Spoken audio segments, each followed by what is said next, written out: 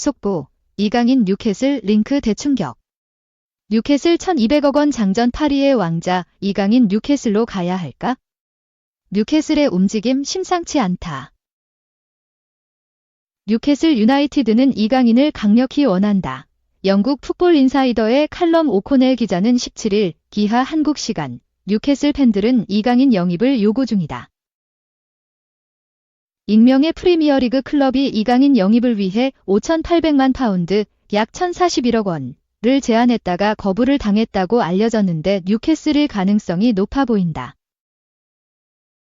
뉴캐슬의 새로운 폴 미첼 디렉터가 이강인의 열렬한 팬이다고 전했다. 이어 이강인은 지난 시즌 파리 생제르맹, PSG, 유니폼 판매에서 킬리안 음바페를 앞질렀다. 클럽의 평판 확대 기회를 제공할 선수이며 토트넘 후스퍼에서 손흥민이 미친 영향력과 유사하다. 뉴캐슬이 이강인을 원하는 것으로 파악되고 있고 팬들도 이강인 영입을 원한다고 했다. 이강인이 뉴캐슬 관심을 받고 있다. 프리미어리그 이적설을 최초로 보도한 건 프랑스 풋메르카토다. 해당 매체는 16일 PSG가 익명의 프리미어리그 구단으로부터 대한민국 공격형 미드필더 이강인에 대한 거액의 제안을 받았다라고 보도했다. 매체에 따르면 밝혀지지 않은 프리미어리그 팀이 이강인을 영입하기 위해 무려 7천만 유로, 약 1,055억 원의 이적료를 제안했다. 그러나 PSG가 이적 제안을 거절했다고 주장했다. 뉴캐슬이 이강인을 노렸다는 보도가 주를 이룬다. 뉴캐슬은 사우디아라비아가 인수를 한 이후 다른 구단이 됐다. 프리미어리그 강등권을 오가던 팀에서 상위권에 균열을 내는 팀으로 변모했다. 2022에서 23 시즌엔 프리미어리그 4위에 올라 유럽 축구연맹 챔피언스리그 티켓을 얻었다. 지난 시즌엔 다소 부진했지만 여전히 경쟁력이 있는 팀이다. 레알 마요르카에 있을 때도 이강인을 원했던 뉴캐슬은 다시 타깃으로 삼았다. 뉴캐슬 소식을 전하는 맥피 미디어는 16일 뉴캐슬은 이강인 영입을 위해 PSG에 공식 제안을 했다. 미첼 디렉터는 이강인이 이번 이적 시장에서 꿈의 타깃이라고 했다. 이강인은 좌우 측면, 중앙 미드필더 모두 소화 가능하며 에디 하우 감독이 선호할 능력을 지녔다. 뉴캐슬은 이강인 이적료로 4천만 파운드, 약 718억 원을 제시할 것이다. 이강인은 주전으로 뛰기 위해 뉴캐슬 이적을 노린다고 이야기했다. 지난 시즌 이강인은 선발과 교체를 오가며 지난 시즌 프랑스 리그앙 23경기에 나와 3골 4도움을 기록했다. UCL에선 9경기에 출전해 1골 1도움을 기록했다. 리그앙 우승을 비롯해 쿠프 드 프랑스, 트로페 대 샹피옹에서 우승을 하면서 도메스틱 트래블에 성공했다.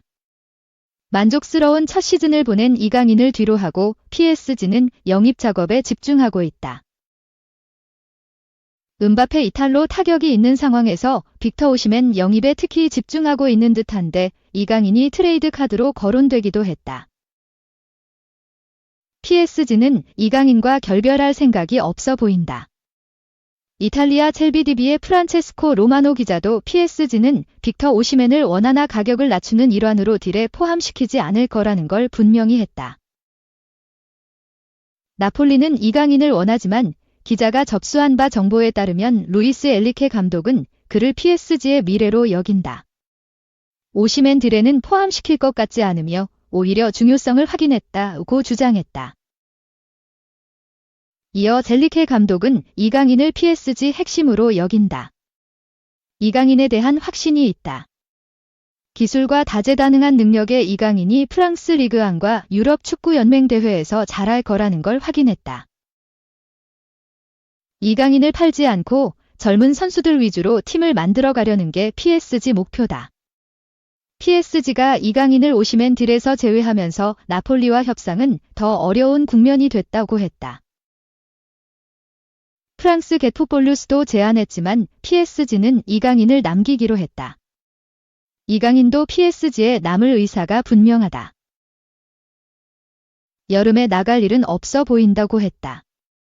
그럼에도 뉴캐슬의 관심이 이어지는 상황이라 향후 거취에 눈길이 쏠릴 듯 보인다. 2. 클린스만이죠. 손흥민.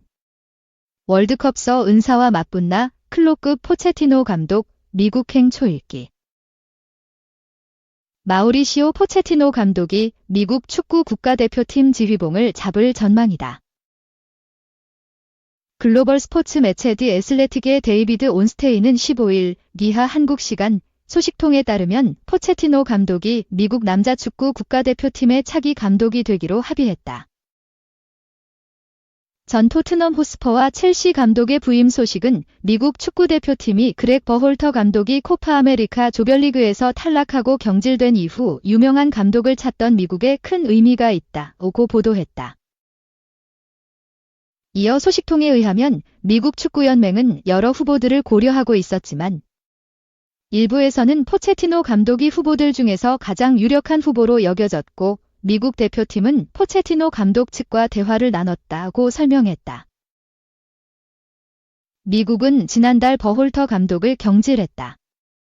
이유는 남미 축구연맹 2024 코파 아메리카에서의 성적 부진이었다.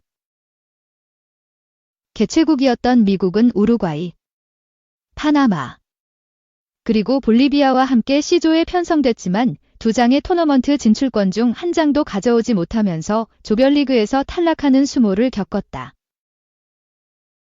미국은 3경기에서 단 1승만 챙기면서 2패를 거뒀다.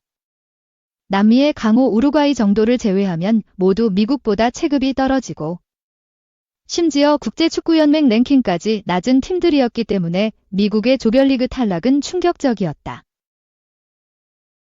2018년 미국 축구대표팀 사령탑에 부임했던 버홀터 감독은 2022 피파 카타르 월드컵에서 미국을 이끌고 16강에 진출하는 등 준수한 성과를 낸 뒤 재계약을 맺지 못했으나 이후 마땅한 대체자를 찾지 못했던 미국 축구연맹이 버홀터 감독을 다시 호출하면서 지난해 6월 미국 축구대표팀 감독직에 복귀했다. 그러나 2022 피파 카타르 월드컵 때와 달리 버홀터 감독은 2024 코파 아메리카에서 처참한 실패를 맛본 채 지휘봉을 내려놓았다. 안방에서 열린 메이저 대회에서 몇 수 아래로 평가되는 파나마에 패배한 경기 결과가 치명적이었다.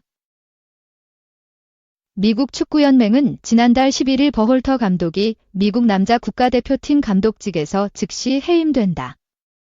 미국 축구연맹의 스포츠 디렉터인 맷 크로커가 당분간 버홀터 감독의 대체자를 찾을 예정이다 라고 발표했다.